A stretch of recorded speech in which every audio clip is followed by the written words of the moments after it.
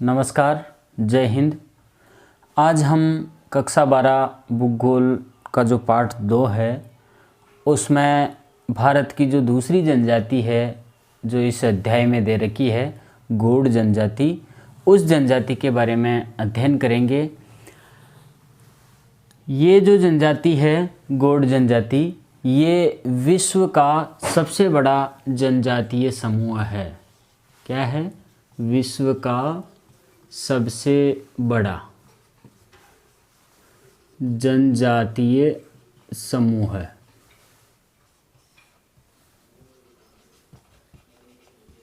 यानी ये जाति विश्व की सबसे बड़ी जनजाति के रूप में मानी जाती है। अब हम बात करते हैं गौड़ जनजाति जो है इसका अर्थ क्या होता है। तो गौड़ जो शब्द है, गौड़ शब्द वो बना हुआ है खोंडा से। यानी गौड़ जो शब्द है वो कौन से शब्द से बना हुआ है? खोंडा शब्द से बना हुआ है, जिसका अर्थ होता है पर्वत। जिसका अर्थ क्या होता है?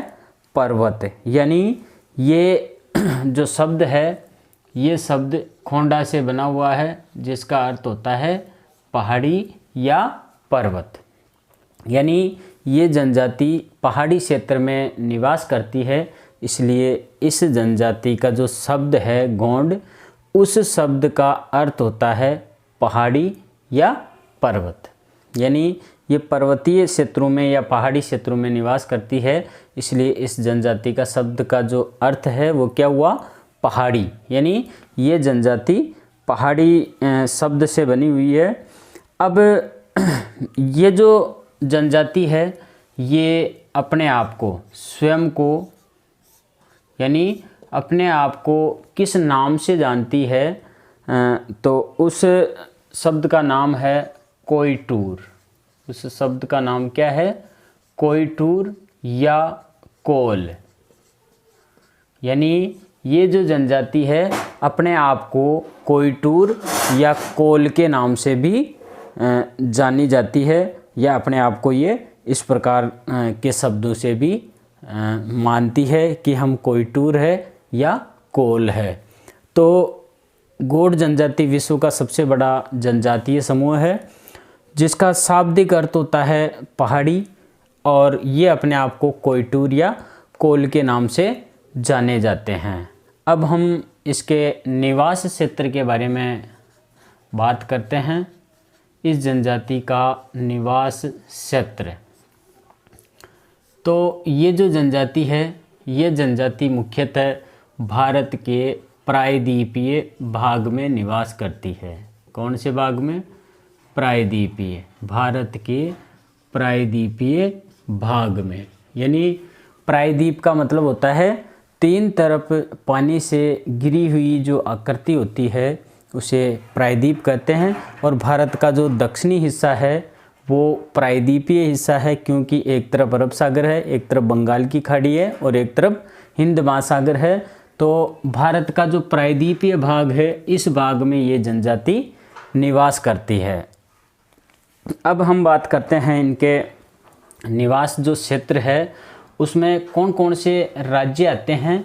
उन राज्यों की अगर बात करें तो कौन कौन से राज्य हैं जहाँ पर ये जनजाति निवास करती है, गौड़ जनजाति। तो उसमें राज्यों के नाम है मध्य प्रदेश। यानी ये जनजाति कहाँ पर निवास करती है? मध्य प्रदेश, छत्तीसगढ़, झारखंड, ओडिशा, जिसका पुराना नाम उड़ीसा है, महाराष्ट्र और आसाम या असम। यानी ये जनजाति मध्य प्रदेश, छत्तीसगढ़, झारखंड, ओडिशा, महाराष्ट्र और आसाम, इन राज्यों में निवास करती है। अब ये जो राज्य हैं यहाँ पर वैसे देखा जाए तो इनका जो निवास क्षेत्र है वो क्या है? पहाड़ी। मतलब पहाड़ियों के और जंगलों के अंदर निवास करते हैं। तो मध्य प्रदेश, छत्तीसगढ़, झारखंड, उड़ीसा, महाराष्ट्र और असम, इनके अंदर जो पहाड़ियाँ हैं उनके नाम भी एक बार हम देख लेते हैं। तो ये जो पहाड़ियाँ हैं उनके नाम है सतपुड़ा, यानी सतपुड़ा पर्वत श्रृंखला, मैकाल, गडजात की पहाड़ियाँ, यानी सतपुड़ा, मैकाल, गडजात की पहाड़ियाँ। इसके अलावा सोन देवगढ़ की उच्च भूमि, सोन देवगढ़ उच्च भूमि, ये क्षेत्र भी इन्हीं राज्यों के अंदर आता है। इसके बाद बस्तर का पठार, बस्तर का पठार जो वर्तमान में छत्तीसगढ़ में है, पहले मध्य प्रदेश में था, क्योंकि मध्य प्रदेश से थोड़ा सा हिस्सा तोड़ के और छत्तीसगढ़ जो राज्य है उसका निर्माण कर दिया गया था नवंबर 2000 में। तो बस्तर का जो पठार है वहाँ भी गोंड जनजाति का निवास क्षेत्र है। यहाँ जो नदियाँ हैं उसमें नर्मदा नदी, ताप्ती नदी, नर्मदा, ताप्ती नदी, सोन नदी, महानदी, यानी इस क्षेत्र से जो निकलने वाली जो नदियां हैं उसमें है नर्मदा, ताप्ती, सोन, महानदी और गोदावरी। ये प्रमुख जो नदियां हैं, इन नदियों के क्षेत्र में ये जनजाति निवास करती है। यानी गौड़ जनजाति जो है वो नर्मदा, ताप्ती, सोन, महानदी और गोदावरी नदी के क्षेत्र में निवास करती है। अब ये तो हो गए राज्य, ये हो गए इनके प्राकृतिक प्रदेश यानी पर्वत, पठार, नदियाँ। इस क्षेत्र में ये जनजाति निवास करती है। अब हम इसके मानचित्र के बारे में देखते हैं कि ये एरिया मानचित्र में किस जगह पर है, यानी भारत में ये जनजाति कौन से एरिया में किस जगह पर निवास करती है, उसको हम मानचित्र में देखेंगे। अब हम इसका जो निवास क्षेत्र है उसको मानचित्र के द्वारा देखेंगे। तो ये है गौड़ जनजाति का निवास क्षेत्र,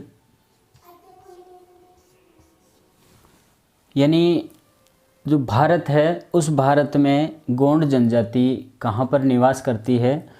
उसमें हमने देखा कि मध्य प्रदेश, ये मध्य प्रदेश है, ये महाराष्ट्र का कुछ हिस्सा इसमें आ जाता है।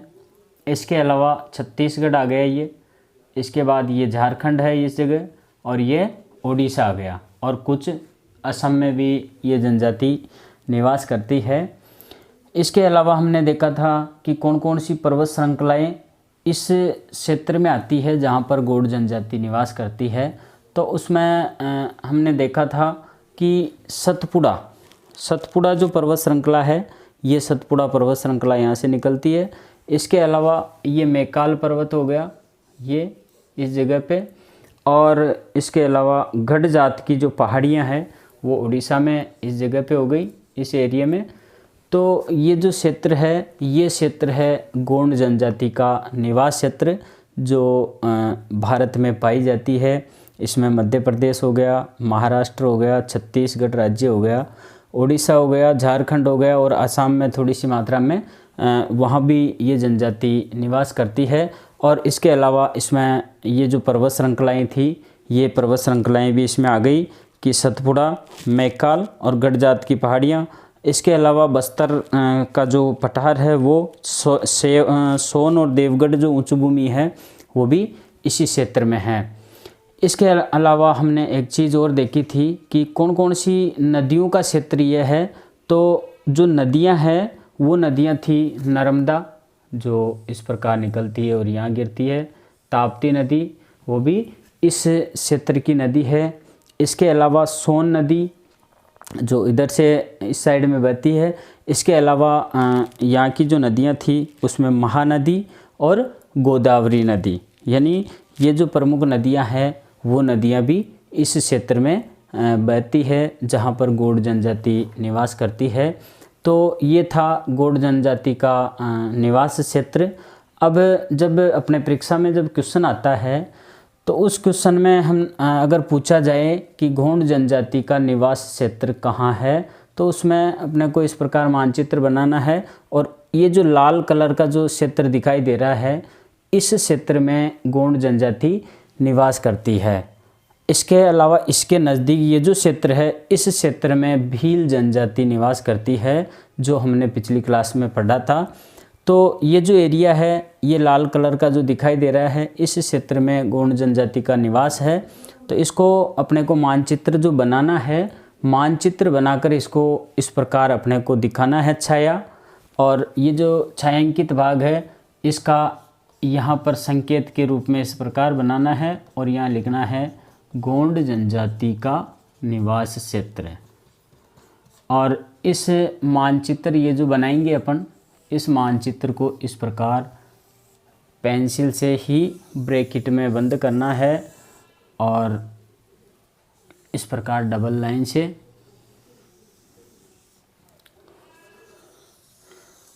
और नीचे भी लिख देना है कि ये मानचित्र किससे संबंधित है। अब हम बात करते हैं इनके दूसरे पॉइंट की, जिसका नाम है आर्थिक क्रियाकलाप यानी अर्थव्यवस्था। अब इसमें हम पढ़ेंगे कि गौड़ जनजाति क्या क्या काम करती है, किस प्रकार अपनी दिनचर्या को गुजारती है, या किस किस प्रकार के ये जनजाति काम करती है। तो आर्थिक जो क्रियाकलाप है, इसमें हम बात करते हैं इनके मुख्य व्यवसाय की। मुख्य व्यवसाय, तो इनका जो मुख्य व्यवसाय है वो है कृषि करना। क्या है? कृषि करना। और कृषि किस प्रकार की करते हैं ये? स्थानांतरित। कौन सी कृषि करते हैं? स्थानांतरित, जिसको झूमिंग कृषि भी कह सकते हैं, जिसको झूमिंग कृषि भी कहते हैं। इस कृषि के अलग अलग क्षेत्र में अलग अलग नाम है। इसके अलावा इनका जो कार्य है वो है आखेट यानी शिकार करना। गौड़ जनजाति जो है उसका मुख्य व्यवसाय क्या हुआ? कृषि करना, जिसमें स्थानांतरित कृषि या झूमिंग कृषि ये लोग करते हैं। इसके अलावा ये आखेट और शिकार करना, किसका शिकार करते हैं? जानवरों का। लेकिन अब अधिनियम बनने के कारण ये जो शिकार है इसके ऊपर भी प्रतिबंध लगाया गया है भारत सरकार के द्वारा। इसके अलावा अन्य जो कार्य हैं उसमें वन से जो सामग्री है, वनीय उत्पाद जिनको इकट्ठा करते हैं ये लोग, यानी जंगल से जो सामग्री प्राप्त होती है उसको इकट्ठा करते हैं। मछली पकड़ते हैं, मछली पकड़ने का काम भी ये लोग करते हैं, यानी वनीय उत्पाद इकट्ठा करते हैं, मछली पकड़ते हैं, पशुपालन का काम भी ये लोग करते हैं। पशुपालन, पशु भी ये लोग पालते हैं। तो ये इनके मुख्य कार्य हो गए, कृषि करना और आखेट, यानी खेती भी करते हैं और शिकार भी करते हैं। इसके अलावा अन्य जो कार्य हैं, अन्य में वनीय उत्पाद इकट्ठा करना, मछली पकड़ना और पशुपालन करना इनका अन्य कार्य हो गया। कौन सी जनजाति? गौड़ जनजाति का। अब हम देखते हैं कि जो कृषि है, कृषि, अब कृषि जो है ये दो प्रकार की कृषि करते हैं। दो प्रकार की जो कृषि है उसमें एक कृषि का नाम है दीपा कृषि। कौन सी कृषि? दीपा कृषि। और एक दूसरी जो प्रकार है उसका नाम है पेंडा कृषि, यानी स्थानांतरित जो कृषि है वो कृषि है दीपा कृषि। ये जो जनजाति है ये दो प्रकार से खेती करते हैं। पहले प्रकार की जो खेती है जिसको हम कह सकते हैं दीपा कृषि, जो समतल जो क्षेत्र होते हैं, समतल या जो मैदानी क्षेत्र होते हैं, उन क्षेत्रों में इस प्रकार की कृषि की जाती है। और इस प्रकार की जो कृषि है, उस कृषि में ये लोग पेड़ पौधे और झाड़ियाँ जो होती है उनको उखाड़ कर और उनको वहाँ जला देते हैं। जलाने के बाद 3-4 साल ये वहाँ उस क्षेत्र में खेती करते हैं। इसके बाद उनका उत्पादन जब कम होने लग जाता है, यानी फसल उत्पादन कम होने के कारण ये उस भूमि को छोड़ के दूसरी भूमि पे इसी प्रकार का जो सिस्टम है वो वापस दोबारा से अपनाते हैं, तो उसे कहते हैं दीपा कृषि। इस कृषि में ये लोग अपने देवताओं को खुश करने के लिए बलि भी चढ़ाते हैं जानवरों की। और जो दूसरे नंबर की हम बात करते हैं पेंडा कृषि, तो ये है पहाड़ी ढलानों पे, पहाड़ी ढलानों पे, यानी पेंडा जो कृषि है वो पहाड़ी ढलानों पर की जाने वाली कृषि है, जो मुख्यतः वर्तमान में बस्तर जो क्षेत्र है उस क्षेत्र में की जाती है, जो वर्तमान में है छत्तीसगढ़ में। यानी पेंडा जो कृषि है वो पहाड़ी ढलानों पे की जाती है। और सीढ़ी नुमा जो खेती है, सीढ़ी नुमा यानी पहाड़ी ढलानों पे किस प्रकार की खेती होती है, सीढ़ी नुमा, सीढ़ी के समान जो खेत बनाए जाते हैं और उन खेतों के सीढ़ियों के जो प्रकार की जो खेती होती है, इस प्रकार जैसे ये पहाड़ी है, इस पहाड़ी पे इस प्रकार, और इस जगह पे लकड़ी के गट्टे जो होते हैं वो बिछा देते हैं, जिसकी वजह से पानी का जो बहाव है वो धीमा हो जाए और मिट्टी का कटाव नहीं हो। इस प्रकार की कृषि को पेंडा कृषि कहते हैं। और ये कहाँ की जाती है, बस्तर छत्तीसगढ़ जो है उस क्षेत्र में है और पहाड़ी क्षेत्रों में। इसके अलावा हम बात करते हैं अब आखेट की। आखेट यानी आर्थिक क्रियाकलाप का जो पहला पॉइंट है वो है आखेट। आखेट का जो मतलब है वो हम पहले भी जान चुके हैं कि शिकार करना होता है, और शिकार ये लोग किसका करते हैं, जानवरों का। और वर्तमान में जो है राजकीय नियमों के कारण इस जनजाति का आखेट और शिकार करना जो है वो लगभग बंद हो चुका है। यानी राजकीय जो नियम है उन नियमों के कारण वन्य जीवों का जो शिकार है उसके ऊपर प्रतिबंध लगा दिया गया है। इस प्रतिबंध के कारण अब आखेट करना कम हो गया है। अब आखेट करना कम होते ही ये लोग क्या करने लग गए हैं, ये लोग कृषि कार्य मुख्य रूप से करने लग गए हैं। कौन सा कार्य, कृषि कार्य।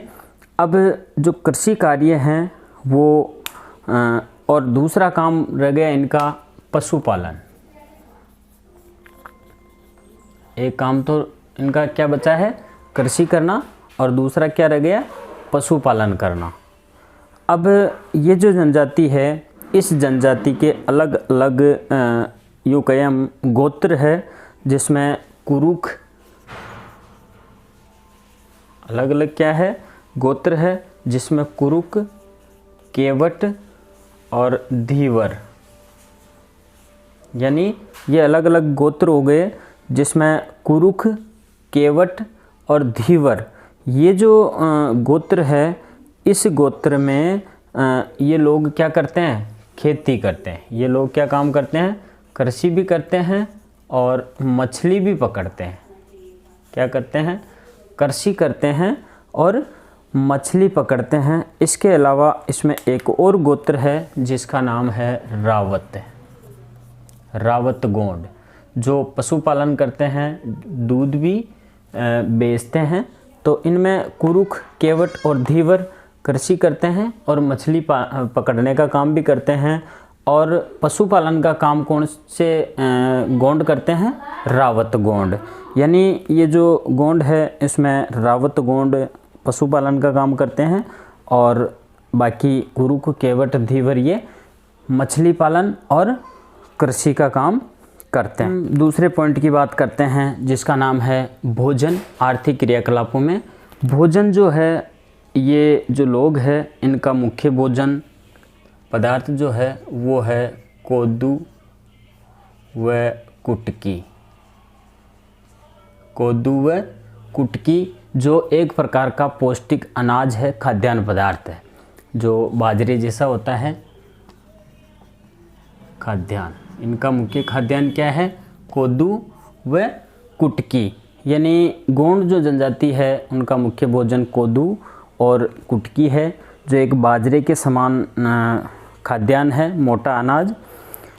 इस के अलावा उत्सव जो होता है इनका, उस उत्सव में ये लोग चावल बनाते हैं। उत्सव या त्यौहार जो भी होता है उसमें ये लोग मुख्य रूप से क्या बनाते हैं? चावल बनाते हैं। इसके अलावा ये जो लोग हैं शिकार करते हैं जानवरों का, और उनका मांस भी ये लोग खाते हैं। मांस जो है उसको भी ये लोग काम में लेते हैं। इसके अलावा ये लोग धूम्रपान भी करते हैं और शराब भी पीते हैं। और शराब किसकी बनी होती है? महुआ की। यानी ये लोग धूम्रपान करते हैं और शराब का भी सेवन करते हैं। शराब किसकी बनी होती है? महुआ की जो शराब है वो ये लोग काम में लेते हैं। इसके अलावा हम बात करते हैं अब तीसरा जो पॉइंट है वो वस्त्र और आभूषण। वस्त्र व आभूषण, यानी गोंड जो जनजाति है वो कौन कौन से वस्त्र पहनती है और कौन कौन से आभूषण पहनती है। तो इनका जो मुख्य जो वस्त्र है वो है सूती वस्त्र। यानी गोंड जो जनजाति है वो मुख्य रूप से सूती वस्त्र पहनती है। अब हम बात करते हैं पुरुष और महिला की। पुरुष और महिला। पुरुष जो है वो जो कपड़े पहनते हैं वो है धोती। क्या पहनते हैं? धोती। पुरुष क्या पहनते हैं? धोती। और जो महिला है वो महिला साड़ी और चोली। क्या पहनते हैं? साड़ी व चोली। यानी पुरुष तो धोती और महिला साड़ी व चोली पहनती है। इसके अलावा दोनों ही पुरुष और महिला चांदी व एल्युमिनियम के आभूषण पहनते हैं। पुरुष और महिला दोनों क्या पहनते हैं? चांदी और एल्युमिनियम के आभूषण पहनते हैं। स्त्रियां जो होती है कांच की चूड़ियां पहनती है। कांच की क्या पहनती है? चूड़ियां। स्त्रियां कांच की रंग बिरंगी जो चूड़ियां होती है वो पहनती है। इसके अलावा गला जो होता है उस गले में मनकों व कोडियों की माला भी पहनती है। और महिलाएं गोदने भी गुदवाती है।